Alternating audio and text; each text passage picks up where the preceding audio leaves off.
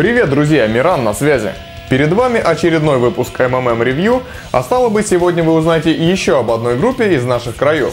Более того, участники этой группы всем своим видом и музыкой показывают, что они самые что ни на есть русичи. Прежде всего это фолк, они широко используют народные инструменты, и творчество их изрядно затрагивает темы истории славянских народов. И называется эта команда «Априч».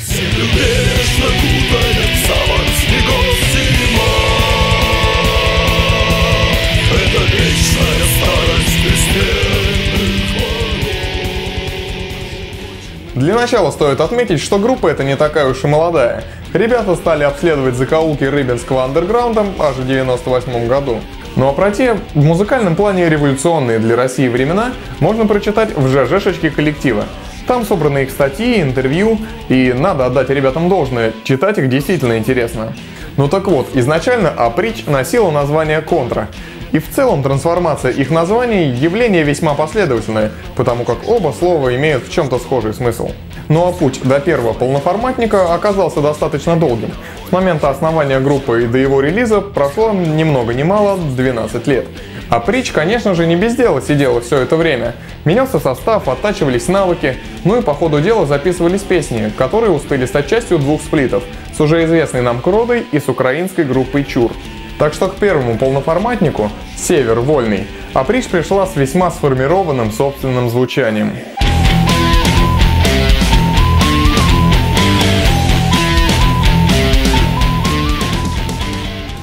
Дебютник имеет незатейливое, но приятное оформление. Тексты песен снабжены авторскими фотографиями природы, присутствует буклетик с информацией на английском языке.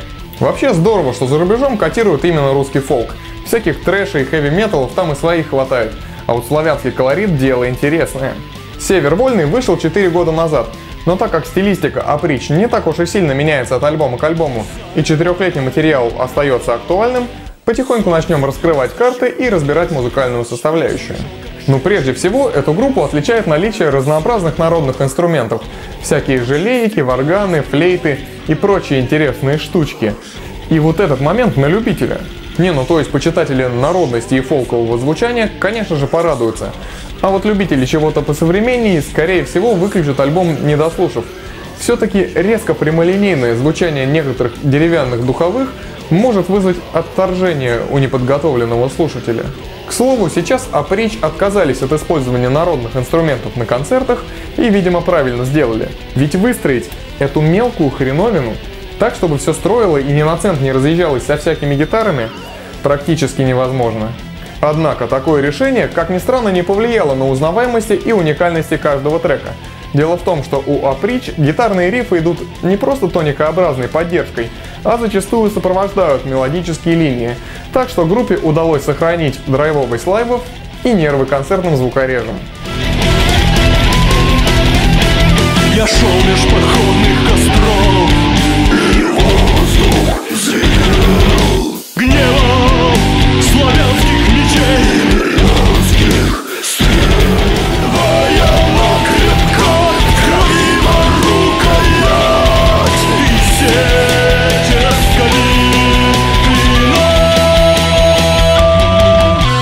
Сечи раскали клинок, сечи раскали клинок.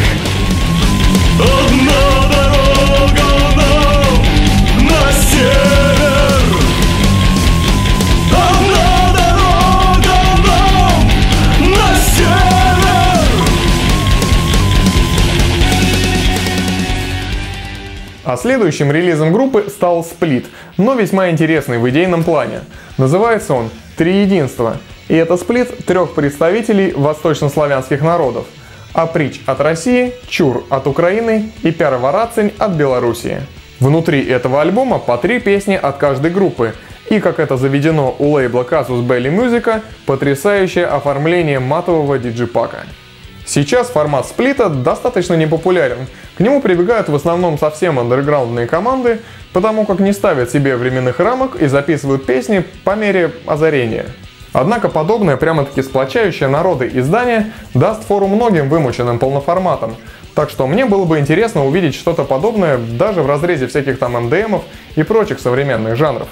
Из багровых туч, из хаоса и гнева.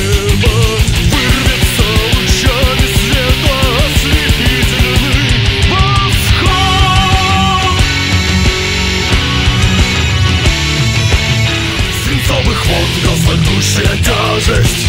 Скипяки смотрит горстью щурясь, и снова мерный взмах и ледяные брызги. Ближе и ближе дом.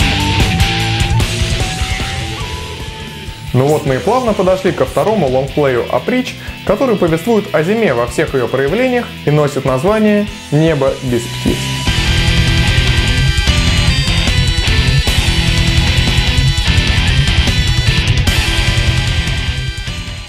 Альбом «Небо без птиц» показывает, что мастерство участников группы неумолимо растет. Все партии звучат гораздо более выверенно. Ну и настала пора поговорить о лирике и вокалах. При всех возможных нюансах эта сторона творчества одна из самых сильных у группы «Априч». Ну, во-первых, тексты, даже без музыки, можно читать с неподдельным интересом, потому как ярко выраженная архаичная манера здесь смотрится не смешно, как это, увы, иногда бывает, а действительно мощно, потому как показывают собой нешуточную заинтересованность автора, а это круто. Ну а во-вторых, голоса здесь разделены на чистый баритон товарища по имени Пан и клевый такой булькающий харш-гроул идейного вдохновителя группы Яромира, которые в комбинации звучат весьма недурственно. Ветер швыряет твой тягостный вой, вой юго-верти, полный седой неизбывной тоской, стужи смерти. Ну и пару слов о дизайне. Пора уже привыкнуть, что наличие вот этого значка и крутое оформление релиза – вещи неразрывные. Буклет, подобно музыкальному наполнению, полон метелей, снега и тоски. Все это сопровождает каждый трек «Небо без птиц», однако, как это всегда и бывает с недолговечными холодами, под конец альбома исчезает.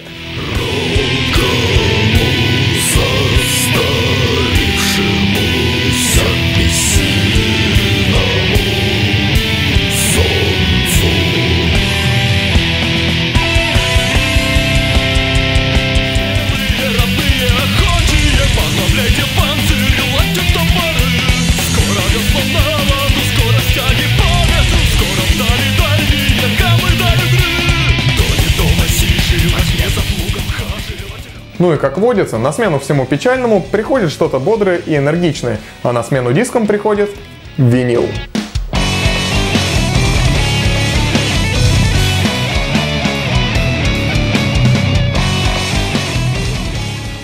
В этом году Априч записали свой первый мини-альбом и издали его на виниле, а это очень круто по нескольким причинам. Первая причина – группа, выпустившая винил, солидно смотрится в глазах музыкального сообщества. Вторая – это достойный артефакт и радость коллекционеров. И третья – это хоть как-то поможет группе хотя бы в призме одного миньона отгородиться от пиратства. Ведь далеко не каждый может не то что рип сделать, даже прослушать его. Но оценитель творчества Априч по-любому обзаведется этим релизом, при покупке получит свою ссылку на скачивание mp3-шек и, проявив уважение к себе и группе, не станет сливать песни в сеть. На обложке винила изображен ушкуйник. О том, кто это такой, можно узнать все из того же ЖЖ или из песен релиза, которые соседствуют с интересной интерпретацией трека группы Темнозорь «Вольницей в просень ночей».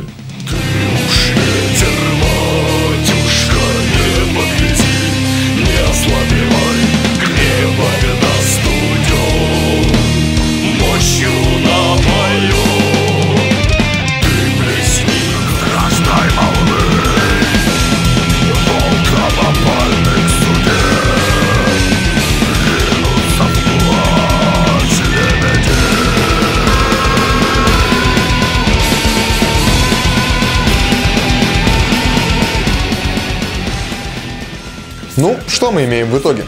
Полное погружение в сеттинг Древней Руси, осуществляющееся посредством продуманных текстов, народных инструментов и подражания манере русского народного творчества в целом. Согласны с этим? Не согласны? Пишите все свои мысли в комментариях к этому видео. Именно таким образом музыканты и Metal Music Madness будем в курсе общественного мнения и в случае чего скорректируем свой курс. И кстати, если вы сами играете в группе, у вас вышел новый альбом, и вы хотите знать, что мы и наши подписчики думаем о нем, пишите нам в личку или на почту, присылайте свои диски, и мы сделаем подобный обзор и с вашим участием. Ну а за все сегодняшние диски, за выпуск подобного мерча и за то, что позволяет быть услышанными таким группам, как Априч, Нидра и многим другим, за все это хочется сказать спасибо лейблу Casus Belli Music и лично Дмитрию Левашову. На плечах таких людей сейчас и держится осязаемая сторона жизни музыкального андерграунда. Ну что ж, если вам понравилось это видео, не забудьте поставить лайк и подписаться на новые выпуски Metal Music Madness на нашем канале на YouTube. И обязательно нажимайте на кнопку «Рассказать друзьям» ВКонтакте. С вами был Миран. До связи.